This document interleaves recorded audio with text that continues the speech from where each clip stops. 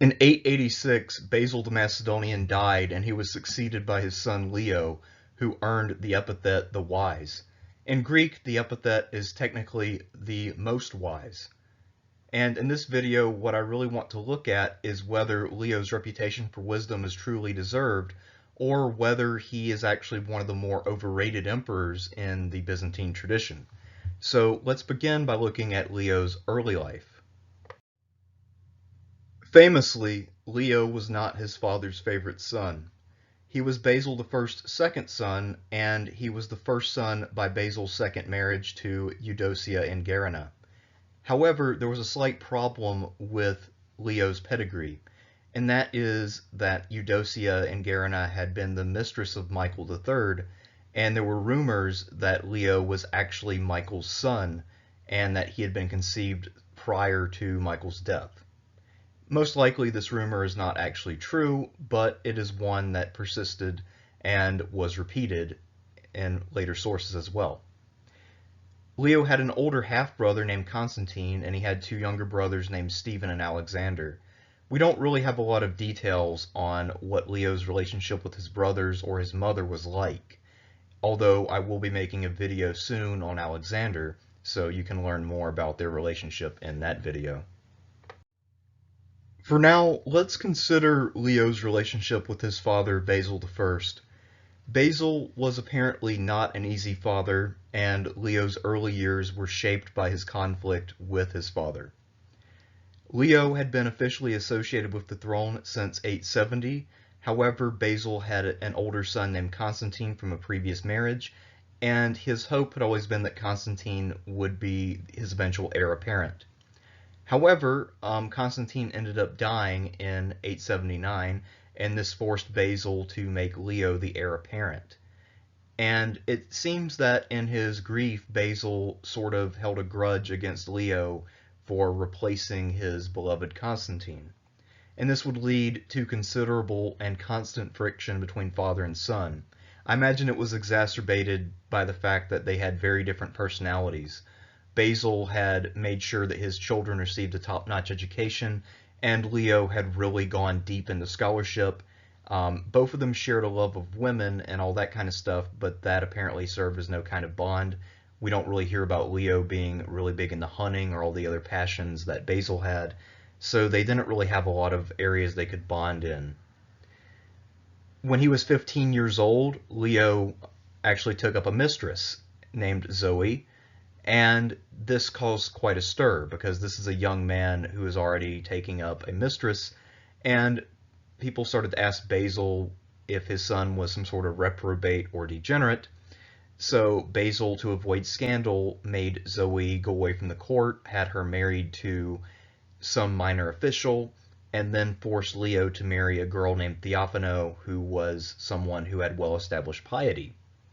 The picture to your left is actually a drawing of Leo and his wife Theophano attending church. There was another point where Leo was carrying a knife on him in Basil's presence, and Basil had him imprisoned for it. And this was at a point when Leo and Theophano already had an infant daughter, and this was toward the end of Basil's reign. This was something that was pretty traumatic for Leo. He was imprisoned for several months before Basil finally let him go and then restored him to his former prerogatives.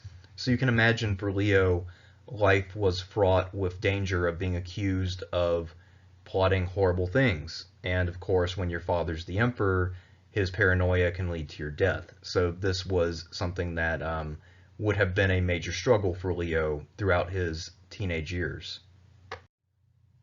While I don't want to get too far sidetracked, I would like to propose the possibility, at least, that Leo had a hand in Basil's death. If you'll recall the circumstances of Basil's death, it was a hunting accident where he somehow fell out of his saddle, got dragged for miles, and then had to be cut out of his saddle. And a lot of the things that happened were, to say the least, odd and unusual, not the least of which is that he was riding alone, supposedly. So my suspicion is that it's at least possible that Leo had something to do with this. One of the pieces of circumstantial evidence is that one of the officials who was present when Basil died was Stylianos Zaltses, the father of Leo's mistress Zoe. At this time, as I mentioned earlier, Leo felt under pressure from his father. He had just recently been imprisoned. He was 20 years old, and he had two younger brothers, both of whom were now teenagers. This meant that Leo was not, strictly speaking, indispensable. I mean, granted, his second oldest brother, Stephen, was rather sickly, but still, Leo was not someone who couldn't be done without. So he had every reason to fear his brother's coming of age. And since his father was still out hunting and being very physically active, there was no reason for Leo to think that Basil was going to die anytime soon. So it actually made quite a bit of sense if Leo were to have been involved. However, of course, this is unprovable, and Leo was not at the hunt, so this is somewhat speculative, but I just think it is somewhat interesting to think about. The year is now 886, and Leo VI is the full emperor of the Byzantine world. He was 20 years old, he was married to Theophano, and he had a daughter. While his marriage to Theophano was not a happy one, it was clearly a successful one, since she had already given birth to a child and could easily give birth to a male child at some point. So Leo had every reason to stick with her and to push forward trying to sire a male heir. Officially, Leo still shared the throne with his younger brother Alexander, and that would be the case until Leo would eventually father a son. And again, this is something that he was planning on doing sooner rather than later. One of his first moves to try to surround himself with people who were amenable to his cause was to depose Patriarch Photius and elevate his brother Stephen in his place. Stephen became the youngest patriarch ever at age 19. And while you might think this would cause a stir within the church, it doesn't seem to have caused much of a stir, because it probably wasn't a huge surprise. Leo and Photius had been close at one point since Photius had been his tutor, but they had been butting heads ever since Leo discovered that he could keep a mistress. Photius had sided with Basil on both the mistress issue, and again when Leo had been imprisoned by his father. So Leo had a bit of a grudge. However, there's another reason why Leo would want to sack Photius, and that's because Photius had a very expansive view of what the patriarch's powers should be.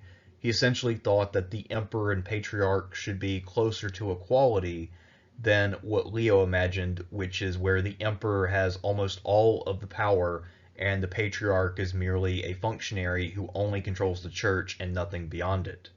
So there was a fundamental difference in governing philosophy as well as a personal grudge, so I don't think even Photius was too shocked when he was asked to leave office.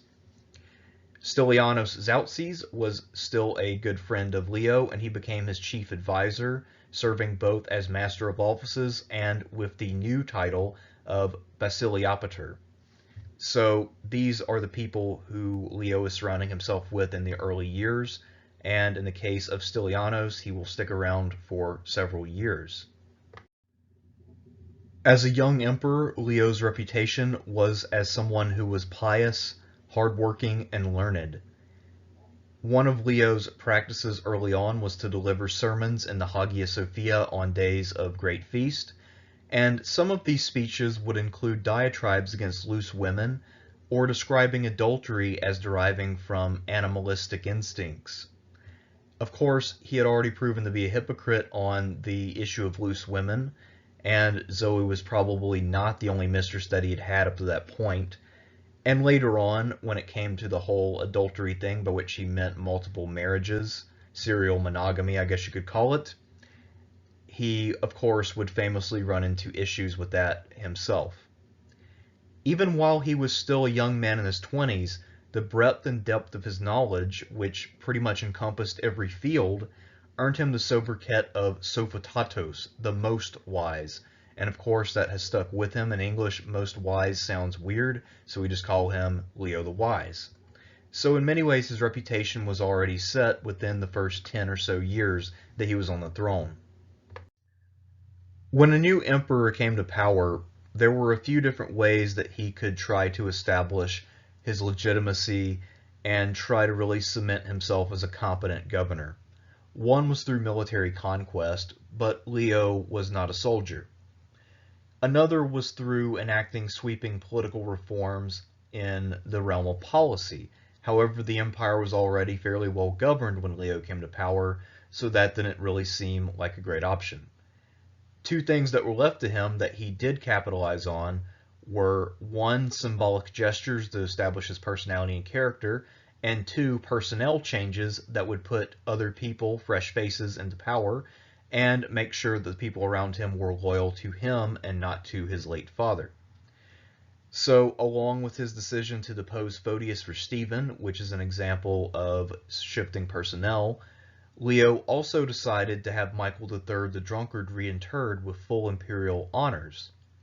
And of course, one of the effects of this is that it fueled rumors that Leo was in fact Michael's biological son.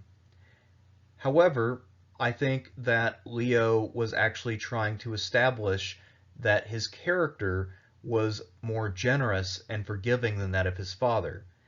And by having Michael reinterred with honors, what he was showing is that he was above the fray, that he honored the entire history of his empire.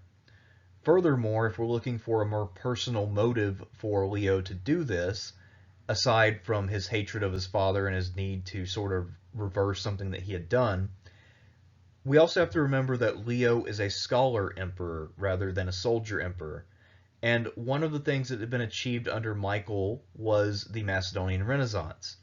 So the age of Michael might have been looked upon fondly by Leo and the people he associated with. So this was a way to sort of pay homage to that, while also trying to show the public in general that he's actually a good guy and that he will be fair-minded and above the fray. Another thing that Leo does, where he continues a policy but puts a new spin on it, is that he continues his father's recodification of the law. Now, Basil had ordered this project, but he himself was illiterate and so could only really supervise in the most rudimentary sense. Leo, of course, was one of the foremost scholars of his day, so he actually could work on this project personally, review it in a meaningful way, and find people to work on it who were competent scholars. So Leo would make sure that he put his personal stamp on this project, and he also gave a lot of insight and direction to it. So even though it was technically Basil's idea, Leo earned an even half of the credit just because of the amount of work that he put into this project. The law code commissioned by Basil and finished by Leo is known as the Basilika. While it might look like something that was named after Basil, that is not the case. It is actually derived from the Greek words for royal laws. The project was an update in Greek of Justinian's code from the 6th century. Justinian's code had been written in Latin, and Latin was something that was not known to many of the officials in the Eastern Empire. So by putting the code into Greek, this is something that made it more accessible to the governing class. Not only that, but since this reorganized the laws, it incorporated laws that had been passed since the time of Justinian. And Leo himself, after finishing the Basilica, added more new laws that he called novels to this body of work. And that system of adding novels would prove to be an enduring one that would go on. The work as a whole was completed in 892, and I think really this is the greatest achievement of Leo VI.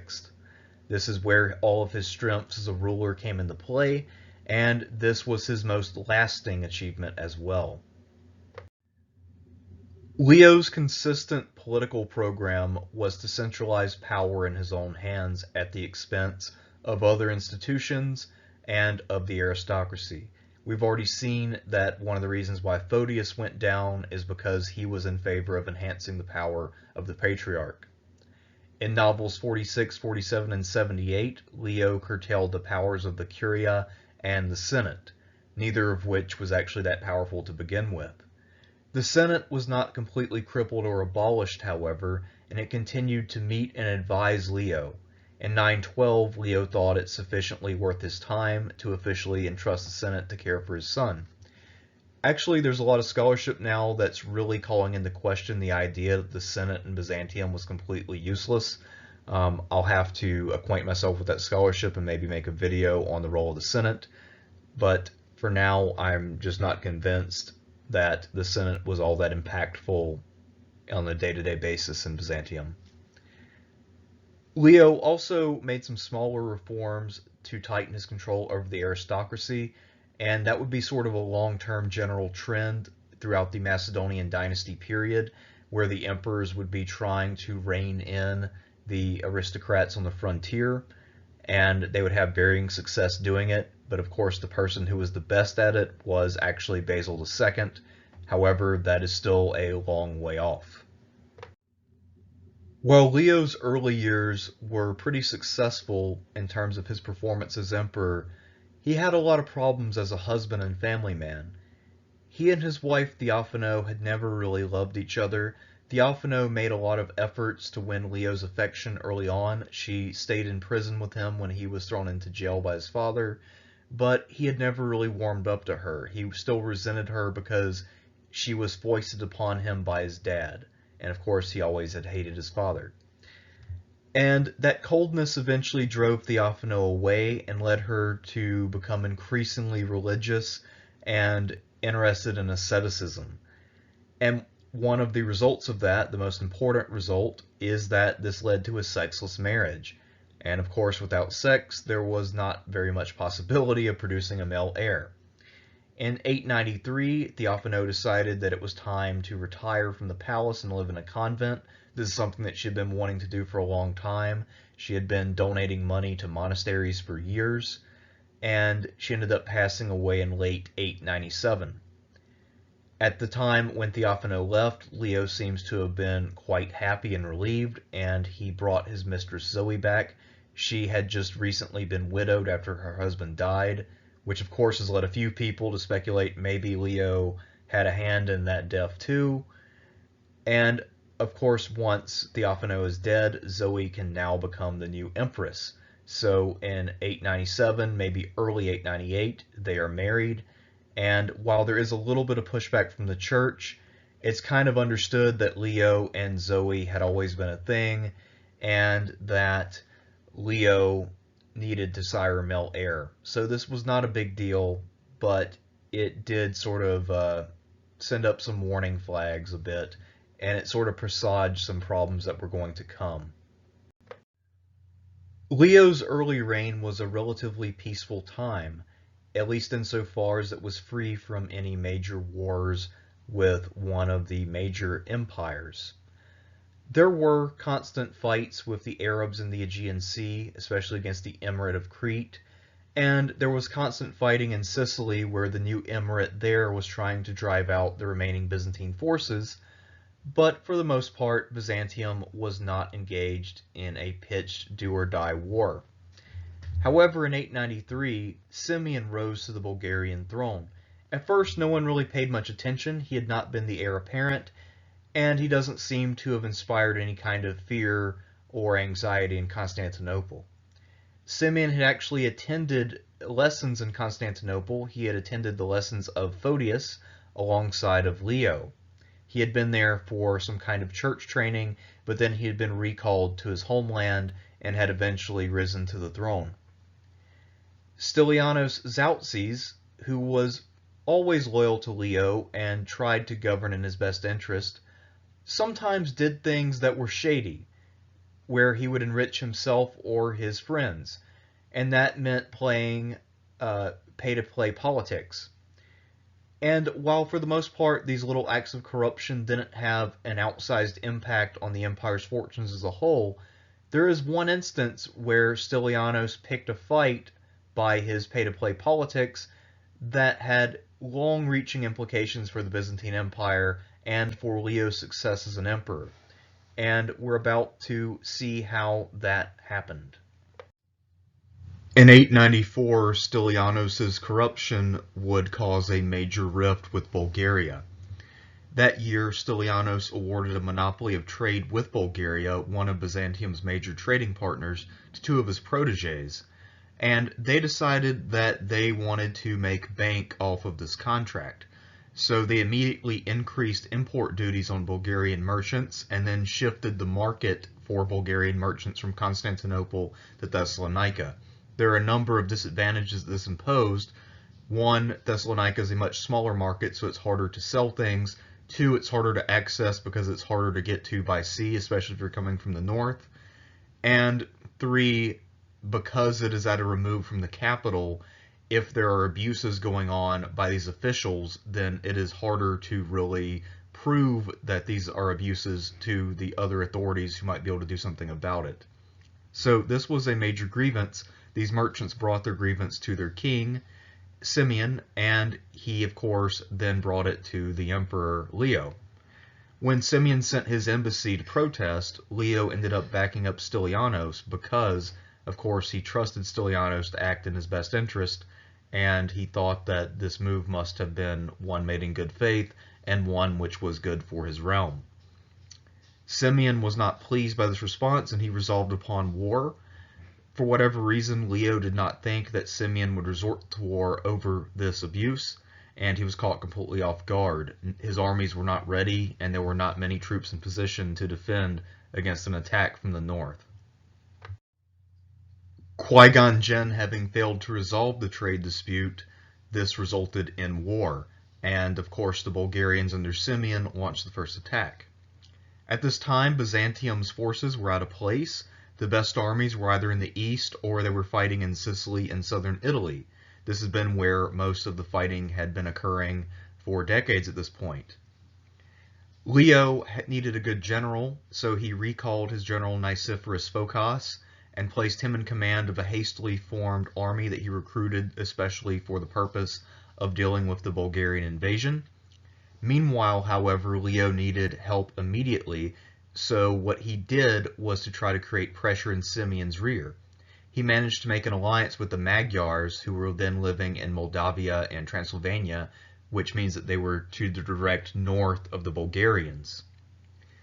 Symeon was forced to abandon his invasion, and copying what Leo had done, he allied himself with the Pechenegs to the north of the Magyars, and they were able to hit the Magyars in the rear. The Magyars were then forced to abandon their homeland and move west into what is now modern Hungary. And this, of course, is the sort of origin story of the formation of what later becomes Hungary.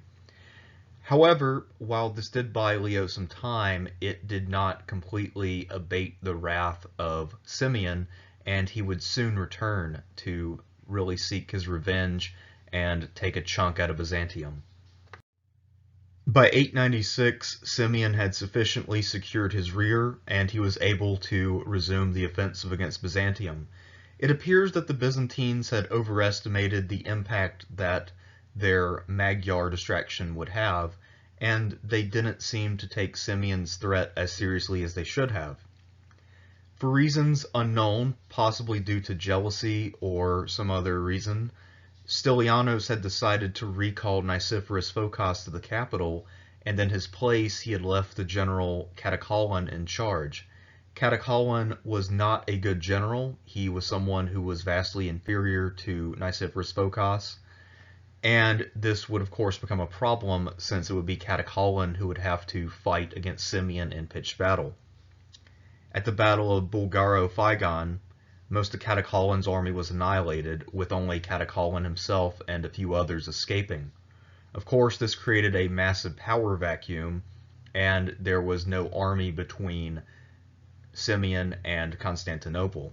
According to Al-Tabari, Leo was forced to resort to recruiting Arab POWs in order to form a hastily conceived army and check Symeon's progress toward Constantinople.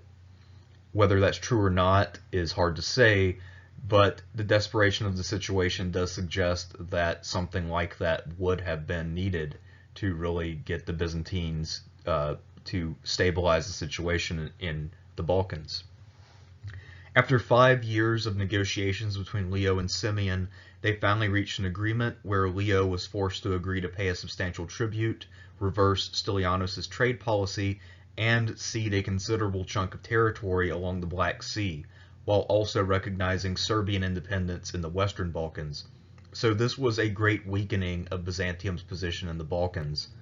Many decades, even a couple centuries of work in the Balkans had been undone in one single war.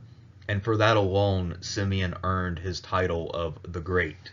That is something that many of his predecessors had only dreamt of doing, and Symeon was able to pull it off. And when we think about this larger issue of whether Leo is overrated, I think that we can compare him to his contemporary Symeon and see that he falls short in terms of what he accomplished as a ruler. Here is a depiction of the Battle of Bulgaro-Phygon as it appeared in a manuscript from Madrid. This is a large image, and I figured it fit well in a slide with other text, so I figured I'd just let you take a good look at it on its own. While Leo was engaged in difficult negotiations with Symeon, he did get one piece of good news. His first wife Theophano died in her monastery in November of 897, and that freed Leo up to marry his longtime mistress and true love, Zoe Carbonopsina. This was important for reasons of state, since Leo still had no male heir, and Zoe could give him one, whereas Theophano had become ascetic and given up sex altogether. The pair was married in early 898, and they had 2 daughters together. Many people have speculated, probably correctly, that this would have been the happiest time of Leo's life. At long last, he was free to be with the woman he loved, the woman he had chosen as a teenager, and they were finally married. However, it would prove to be a short-lived period of happiness. While the couple did manage to have 2 daughters together, things sort of went south but due to illness. In early 898, Zoe's father Stylianos, who had long been Leo's chief advisor, died. Now, Leo and Stylianos had had some friction since about 894 or so with the outbreak of the Byzantine-Bulgarian War. However, they had remained close-ish, and Stylianos had continued to be a major part of the government. With Stylianos gone, Leo would have to turn to other people to help him manage the empire. Then at the end of 899, a far worse blow befell Leo when Zoe fell ill and died. She had been the love of his life, and he had hoped that she would be the one to give him a son. Now, without a son and without a wife, Leo found himself 33 years old and needing to seek a third marriage, which would be something that would prove to be controversial, even if far from impossible. The problem with Leo's third marriage is that the patristic tradition in the Greek East was for the church fathers to oppose taking third wives and to set the limit on how many wives a man could take at 2. However, Leo being a learned and clever man, he was able to find precedents for third marriages among the Western fathers who wrote in Latin: Jerome, Ambrose, Augustine. And the patriarch in 900 was still Stephen. He was reaching the end of his life, but he was still there, and Stephen could go up to bat for Leo.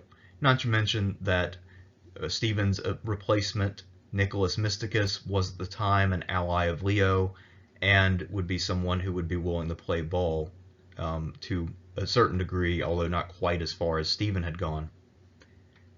In 900, having grieved sufficiently for his lost Zoe, Leo decided to hold a bride show, and this proved to be the last attested bride show in Byzantine history. At this bride show, Leo selected the beautiful Eudocia Baiana to be his third wife. At the time, Leo was convinced that this would be his last ever shot at marriage and the siring of a male heir. Even third marriages were viewed as moderated fornication, meaning that he was living in sin, although it was legal. And he thought that the third time would have to be a charm, otherwise he and the empire with it would be in deep trouble. Unfortunately for Leo, the third time was not a charm. Eudocia Baiana duly got pregnant, and she gave birth to a son on April 12, 901, which was Easter Sunday, but she ended up dying in the process.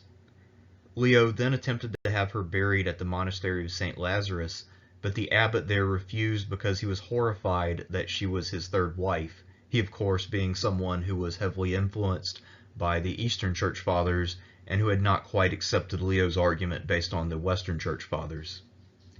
A few days after being born, Leo's infant son also passed away.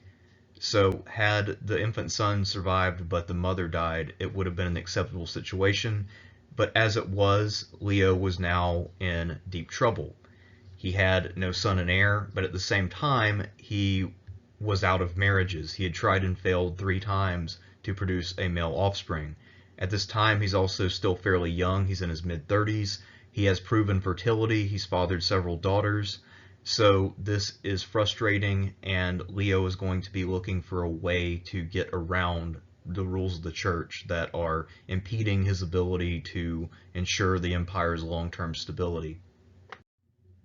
The combination of the shifting away of forces from Italy in order to help defend against the Bulgarians, the recall of Nicephorus Phocas, and the heavy financial burden placed by the tribute that Leo now had to pay to Symeon weakened his frontier defenses across the board.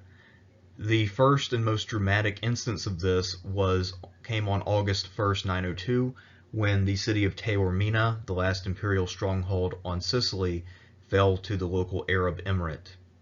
That same year, Byzantine forces in the east in Armenia and Cilicia were also losing ground.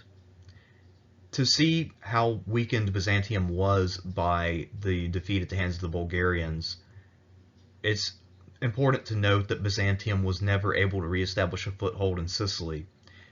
They had controlled Sicily since the time of Justinian and Belisarius, and they would never again control anything on the island. In the Aegean Sea, an Arab fleet managed to capture the well-defended port of Demetrios in Thessaly. This also occurred in 902. So essentially, Leo's great defeat at the hands of the Bulgarians had really emboldened his enemies while also weakening his ability to defend himself or to strike back. In time, the Byzantines would recover, but for now they were pretty weak. One can only imagine Leo's mental state at a time when he was failing to produce an heir, he was in trouble with his own church, and he was losing battles on his frontiers. Although 902 had been a rough enough year for Leo and his empire, 904 would prove to be worse. That year, Leo of Tripoli arrived in the Aegean with a large fleet from Syria and threatened Constantinople. Leo had been someone who had been born as a Greek, and then he had converted to Islam and risen through the ranks to become a great admiral of the Arabs who lived in Syria. He would prove to be a thorn in Leo's side for the rest of his reign. When Eustathius, the Drungarius or admiral-in-chief, lost his nerve and refused to engage the Arab fleet, Leo had him replaced with Himerius, the uncle of his mistress and someone who would become Leo's most trusted functionary for the rest of his reign. Leo had a definite pattern of seeking out the father of the woman that he cared for the most, and this pattern would continue. Luckily, both of the men Leo selected in this way turned out to be relatively capable gentlemen. Himerius was able to drive off the Arab fleet after a short battle, but rather than turning home as expected, Leo of Tripoli instead diverted from his expected course and hit Thessalonica. Thessalonica was able to hold out for 3 days, however, the city fell to assault. The reason being the defenses were unprepared, since no one thought that a fleet was coming in to attack the city, and there were 2 commanders in charge of the city who were in the middle of a feud and who were not cooperating. One of the commanders died on the 2nd day of the siege, so they did eventually get a unified command structure, but it came too little too late to make a difference. The fall of Thessalonica was an unmitigated catastrophe. It was the 2nd city of the empire, and by the time Leo left after a week of looting, the city itself was in ruins, 30,000 citizens were carried off as captives, and this was a major blow to Leo's prestige and to the notion that he was capable of defending the empire effectively. Leo knew that he could not let the fall of Thessalonica go unavenged, so the next year he organized a great expedition under Himerius to do to the city of Tarsus what Leo of Tripoli had done to Thessalonica. At this time, Tarsus was a fairly major city, approximately the same size as Thessalonica, and it was the capital of the emirate of Tarsus. Himerius's original plan was to sail with a large land force, land it, turn it over to the general Andronicus Ducas, and stay with the fleet. However, in the event, a couple of things happened which made that not work. First of all, Himerius was attacked by Leo of Tripoli. He managed to defeat the Arab fleet, apparently decisively, and then when Andronicus Ducas failed to show up, Himerius decided to lead his own forces without the local reinforcements and just go straight at Tarsus. The campaign was a success. Himerius managed to capture the city, sack it, take many prisoners, including the Emir of Tarsus, and then successfully make it back home. Leo was then able to use these prisoners as exchange bait for the captured citizens of Thessalonica, and this enabled him to more or less restore his second city. While on paper it may seem that Leo had just restored his city and only gotten back to where he had been before the sack of the city, he actually probably came out a little bit ahead insofar as the sack of Tarsus destabilized the emirate there and caused it to collapse, leading to some small Byzantine gains in the area. So overall, Leo came out a little bit better than he had started. However, the city of Thessalonica would take some time to get back to what it had been.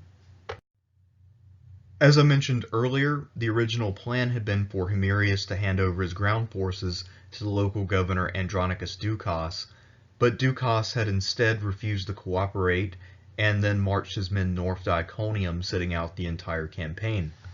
So let's talk more about Andronicus Ducas because he's a fairly fascinating figure, and he is typically regarded as being emblematic of the rise of great military families which strove to establish their own independence from the throne as much as possible. Ducas himself was a highly accomplished general who had raided Syria in 904.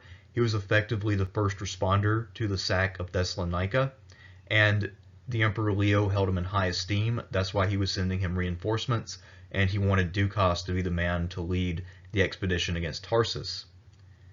Ducas also hailed from the Ducas clan, which was one of the most powerful families in the entire empire. It's very possible that Ducas's betrayal was more or less a grievance over being placed under the command of an inferior, and even then there may have been a misunderstanding on Andronicus's part about what role he would play in the campaign. It's clear that Leo intended for Andronicus to take command of the forces Himerius was bringing to him, but maybe Andronicus misinterpreted all this as him being placed under the command of Himerius. Anyway, it was most likely an aristocratic pride problem, and after the expedition succeeded against the expectations of Ducas, he decided that he needed to flee across the frontier in order to avoid being executed for treason. However, Leo was forgiving and understanding. He understood this had been just a big misunderstanding. So he decided to send an offer of reinstatement to Andronicus, who was living at the court of one of the emirs. Unfortunately for Leo and Andronicus, this missive was intercepted and then misinterpreted. When the emir heard about the letter, his assumption was that it was all a big ruse and that Andronicus was there as a spy, and that he was just gathering information so that he could lead another expedition at this emir's expense. So he gave Andronicus a choice. He could either convert to Islam and essentially live there under house arrest, or he could be executed. Andronicus chose to convert, and then he lived under house arrest for a few years and died. We can also see that Leo was not upset at the Ducas clan in general, because Constantine, his son, was able to take over his estate, inherit his position, and remain a major player in the Byzantine world. So major, in fact, that at one point, one of the patriarchs will suggest that they get rid of Constantine VII and replace him with Constantine Ducas. Anyway, let's get back to our main narrative. In general, what we see in Leo's reign is that he lost ground in the west, he lost ground in the Balkans, and in the Aegean. However, if we look at what he accomplished in the east, his record is far better. In addition to sacking the cities of Theodosiopolis and Tarsus, Leo was also able to establish a new theme of Mesopotamia, which greatly enhanced Byzantium's control over the region. There's evidence that the Byzantines already had some degree of control in that area. This is the area highlighted in dark purple on the map, but this control was not direct, and it may have even been through sort of Armenian client princes. But Leo decided to establish direct control. This theme of Mesopotamia would continue to exist until 1071, when, in the wake of the great defeat at Manzikert, the Byzantines found themselves unable to maintain both this theme and most of the other themes in the East. And this theme, of course, would therefore be one of Leo's most lasting achievements. After the death of his third wife, Leo decided to take up another mistress. Her name is Zoe Carbonopsina. Carbonopsina means with eyes black like coal. She apparently was very famous for her eyes and her beauty in general. And she was the niece of one of the prominent admirals in Leo's fleet, Himerius. We've already seen Himerius. He took over for Eustathius, and he defeated Leo of Tripoli and then sacked Tarsus. Earlier, I may have said that Himerius was Zoe's father. That's actually inaccurate. He is the uncle. So consider that a correction. Patriarch Nicholas Mysticus, who had succeeded Stephen in 901, was mostly an ally of Leo, and he was willing to overlook Leo keeping a mistress, since he understood the need to sire an heir, and he also understood that Leo was someone with a relatively high sex drive who probably couldn't live celibate, at least not at his age. So the idea that Leo has here is that he will work out of wedlock to produce an heir, and if a male heir should be born, then he would marry the woman and adopt the son. It was a pretty good plan, and I'm not really sure exactly how much of it the Patriarch understood. The Patriarch may have just thought that this was Leo's way to get his rocks off. I don't know. At any rate, though, Zoe gave Leo 2 more daughters, and then in May of 905, after they had been together for a few years, they had a son later named Constantine. This is what Leo had been hoping for literally his entire adult life, and now it had finally come to pass. Which leads to the problem of how do you legitimate this relationship and get Constantine to become the heir to the empire. Now the real fight between Leo and the church would begin in earnest, and his private life would merge completely with his public life. For Leo, the first priority was to try to get Constantine to be legitimized and recognized as the heir apparent to the empire. However, the birth of Constantine put Nicholas in a precarious position, since he knew that a fourth marriage was completely out of the question.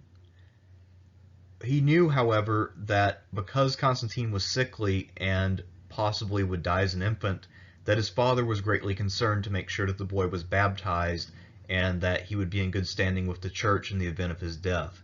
So Nicholas got Leo to agree to send Zoe away from the palace, i.e. quit living in sin, in exchange for baptizing young Constantine.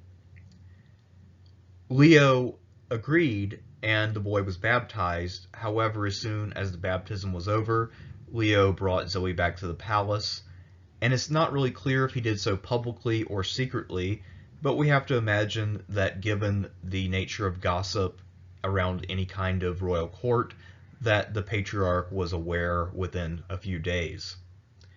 While Constantine had now been accepted by the church, he was still considered a bastard, and the only way for him to become legitimate would be for Leo and Zoe to get married. But that seemed like it was out of the question, so Leo had to figure out a way to make that happen, despite all of the odds being against it. Knowing that he couldn't rely upon Nicholas to give him his desired outcome, i.e. recognizing his marriage and fully legitimizing his son, Leo decided to work around Nicholas and present him with an accomplished marriage. So what he did was find a local small-time priest who was willing to preside over a wedding, and in a private ceremony, he and Zoe were married. Shortly after their marriage, Leo publicly announced that Zoe was now the Empress of the realm. This, of course, did not go without quite a bit of opposition from both Patriarch Nicholas and others within the church. Nicholas at this time was under immense pressure to stop this outrage. A fourth marriage was considered adultery outright, and he publicly criticized Leo for reneging on their agreement. When Leo would try to attend the Hagia Sophia, Nicholas would turn him away and send him home. Leo complied in public with Nicholas's decision. However, he was not happy about it, and he would not tolerate this for long. So how did he manage to find a way around the patriarch's disapproval? Leo was a learned theologian in his own right. However, it would not be his knowledge of church doctrine that would get him through this crisis, but rather just horse trading politics and understanding the nature of power and factionalism. There was an old partisan divide of zealots and politicians that in recent years had given way to a divide between Photians and Ignatians.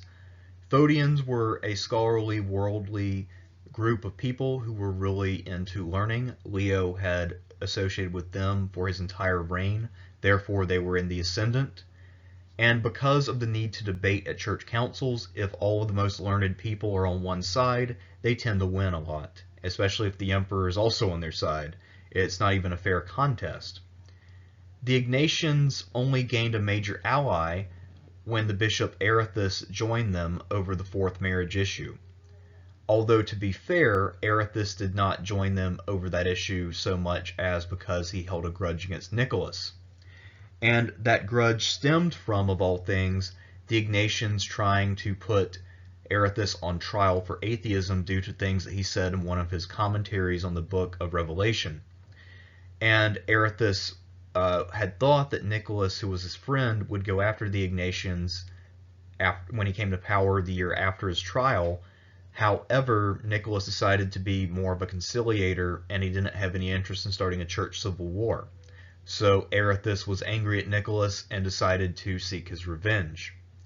Whenever we look at any of these religious conflicts, we have to remember that all of these great bishops were themselves aristocrats, and they all had very sensitive egos.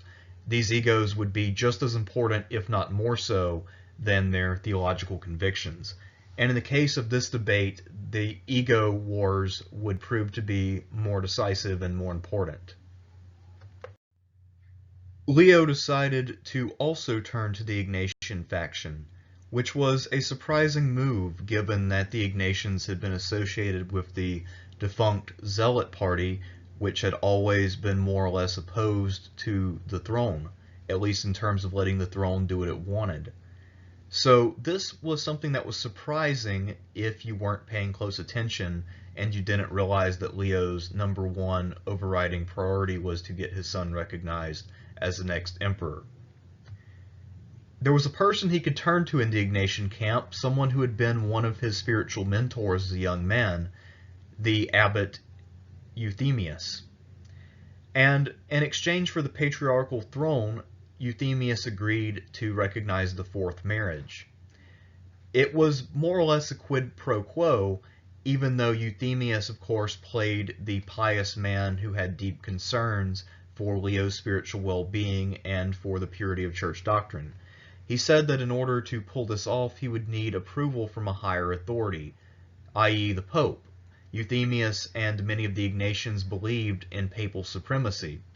One of the reasons why the crown of Byzantium and the Photians had always been allies is because they both agreed that the patriarch's authority should be equal to or greater than that of the Pope, and that the emperor and the patriarch should run the show in the East without any input from the West.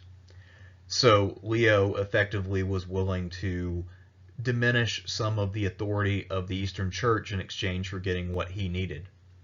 And Euthemius, who felt the Pope should be supreme, was willing to play along with that. Then Leo made a move that would have been stunning to everyone who wasn't in on this, meaning everyone outside of Euthemius, when he asked Pope Sergius III for permission to have a fourth marriage and then appealed to Sergius again to justify his decision to replace Nicholas with Euthemius. Sergius III, being a good pope, was happy to oblige. The goal of pretty much every pope ever was to enhance the authority of the papacy. And by setting a precedent where the pope could grant a fourth marriage to the emperor of Byzantium, that was something that any future pope could use as a precedent in order to impose their will upon secular princes. Further, with the fall of Sicily and the Arab invasion of southern Italy, the pope needed all the troops he could get. So the only person he could really turn to for help in that regard would be Leo. So The move from the Pope's perspective made 100% sense, and there was no real possibility that he would say no. Our most famous image of Leo comes from the Hagia Sophia, where there's a mosaic of him bent down in penitence before Jesus. And the reason why this is an image is because Leo was forced to attend church for the rest of his life as a penitent. He was officially a sinner for having a fourth marriage, and he was not allowed to sit during church services. He had to stand. However, that was a small price to pay for getting what he needed to keep the empire going and keeping his dynasty on the throne. His son, Constantine VII, despite being sickly as an infant, proved to strengthen up over time, and he was officially crowned as co-emperor on May 15th, 908, when he was about 3 years old. There were also other things for Leo to be satisfied with. Himerius continued to provide excellent service. In 910, he sacked the Syrian port of Laodicea. He then plundered the Syrian countryside and returned home loaded with loot without having lost a single ship. In ancient naval combat, going without losing a ship to a storm, some sort of shoal, enemy action, or some other cause was almost unheard of, so that indeed was worthy of celebration. However, while things had been turning in the positive direction for Leo over the last several years, his actual end would not prove to be quite so happy. Since the 820s, Muslim exiles from Andalusia had established the Emirate of Crete. The Emirate of Crete effectively served as a pirate base and both harmed imperial trade and threatened imperial coastal possessions. So Leo's thinking was that if he were able to capture the island for the empire, that he could prevent another disaster like Demetrios or Thessalonica. Accordingly, in 911, he and Himerius organized the strongest expedition yet to Crete. However, after 6 months, even Himerius was unable to make progress. The Muslims of Crete were quite well entrenched by this point. They had made their defenses formidable, and Himerius was kind of pulling his hair out trying to figure out how to dislodge them. However, his worries proved to be misplaced, since the real problem lay elsewhere, back in Constantinople. In early 912, Leo fell ill, and knowing that this would be his last illness, Leo sent for Himerius and recalled the Cretan expedition. So Himerius took his forces, embarked them, and set sail for home. However, before the fleet got back to Constantinople, they were sailing in the area around Chios, and then they were attacked by Leo of Tripoli. And this time, unlike the previous battles between Himerius and Leo, Leo of Tripoli emerged victorious, shattering Himerius's fleet. Himerius himself and a few of his ships were able to escape, but for the most part, the fleet was smashed. The news of this defeat was one of the last things that Leo heard. He heard it probably the same day that he died, on May 11th, 912. So not only did Leo die without accomplishing his last great strategic move, but he also lost a fleet, and his chief admiral was discredited in the process. The question that I posed at the beginning of this video is whether Leo is the most wise or the most overrated of the Byzantine emperors. And in conclusion, it's complicated. In later times, Leo's reputation for wisdom rose to the point that he was actually regarded as a prophet. He was either a soothsayer or some kind of astrologer who predicted future events. That, of course, is complete bunk. Leo never did any such thing. One distinction I think that we as moderns would make that clearly the Byzantines did not is that there's a difference between wisdom and knowledge. Leo was clearly knowledgeable, and he was clearly a clever person, as seen by his manipulation of the church to get his fourth marriage. However, I don't really see any deep wisdom in Leo. He was learned, but not wise. Only wise in the sense of his own time. His lasting legacy is a little weak for someone with the name The Wise. The Basilika did become the standard law code for the rest of Byzantine history, and it was even revived by the modern state of Greece when it won independence in 1821. However, aside from that, Leo's legacy was a little limited. Sure, he founded the theme of Mesopotamia, but what else did he do that had a long-term lasting impact and was different than something that his father or even Michael III had accomplished? It's hard to think of anything. Leo's fourth marriage divided the church, and it would create a lasting problem for his son and heir, but it did serve to ensure the survival of the Macedonian dynasty, although, of course, many other events over the next few decades would have to occur to allow Constantine to hang on to the throne and pass it on to his own offspring. Militarily, despite having some successes, Leo's reign overall was a disaster. The defeat at the hands of Symeon was by itself enough to offset any of the gains that Leo made in the east. The loss of Sicily was somewhat symbolic, since the Byzantines have been losing ground there for a long time, but still it did show that Leo was not holding his own in that front. When Leo died, despite years of trying to ensure his dynasty's survival, he left his widow and young son in a precarious position. When we look at the life of his brother Alexander, who took over upon Leo's death, we'll see that the survival of Constantine was not a sure thing, and that Leo, as a ruler, left quite a bit to be desired.